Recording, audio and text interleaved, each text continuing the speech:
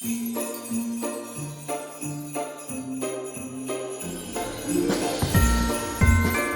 the OG&E Tree of Lights, this is our 10th year since we put it up on the courthouse lawn. So we started in 2013, which was a little bit before my time. Kelly Tompkins was a part of that. And yeah, our 10th anniversary. So we thought it would be a great year to kind of change up the dynamics of it and do a new light show. So OG&E has been the sponsor of the Tree of Lights for a few years now, and I approached them about this cool new idea that Ryan and I had, that we wanted to make the lights actually do a show and be able to program it to music, and we worked with them back and forth, and they were really excited about it. So they are the financial backers of this amazing light show that you can find on the courthouse lawn. For the last 7 years, I have been running a computer-controlled light show on my house, which is kind of how we got into this whole situation here.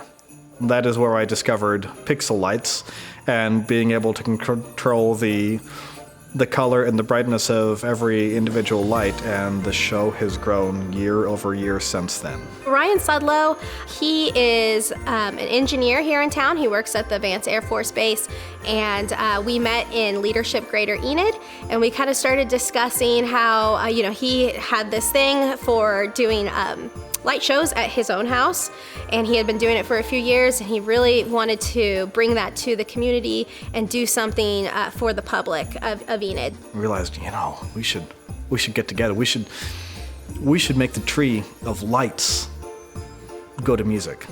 In the past, the OG&E Tree of Lights have just been the regular, LED lights. I think they were, even before LED was popular, just the incandescent lights. They didn't change colors or anything. They were just the stagnant, regular, whatever colors we chose for that year. This year, they are able to change different colors. Each bulb can be a different color, and they can be programmed to music. So this allows for the opportunity for you to tune in to 95.1. You can sit in your car and watch, or you can go up and look underneath the tree, kind of walk underneath it, look up. These are pixel lights, and each and every one of these has a couple of light bulbs in it, and each and every individual light bulb, we can control the color and brightness of those, which doesn't sound like a whole lot until you realize that when you can control every individual one, you can start to put patterns on them, make the tree do interesting swirly patterns, make it flash to the music, and we have just had absolute blast going through and doing the programming to put together a show for the folks of Enid.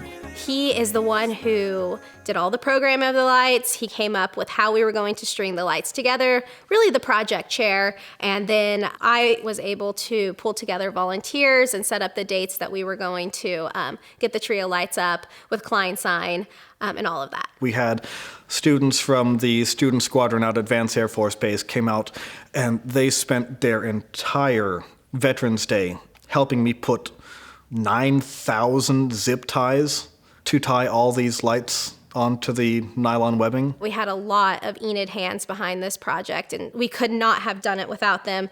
We were kind of looking at the cost it saved us and just labor and all of that, and it was over $30,000 in costs that it saved by just being able to have volunteers come out and help. So Ryan did all of this on volunteer time. I did ask him when he approached me about this project, what would you like from us? How can we compensate you? He said, well, you can't afford me, so I'd like to do it for free. So we are so thankful for that. One thing you got to understand is that in order to make this light show look the way that we do, we break every single song that I do into 25 millisecond chunks of time and tell every light what to do every 25 milliseconds. That's 40 times a second. So it takes easily 12 hours per song to make sure that the lights perfectly line up with what's going on with the music. Literally, this project would not be a thing without him and his knowledge, because I do not have the brains for that, and we needed somebody who had the brains to get it all programmed. It was going to be our 30th year this year for Enid Lights Up the Plains. And so we had kind of been talking about doing this light show for a couple years before 2023.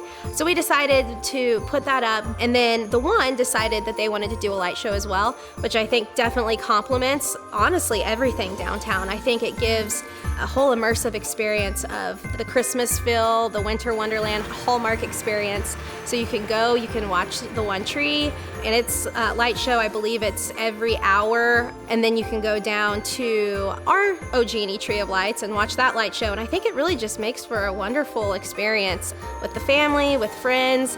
You can go shop and eat and ice skate and do all the things. So I think it's a really good partnership to have.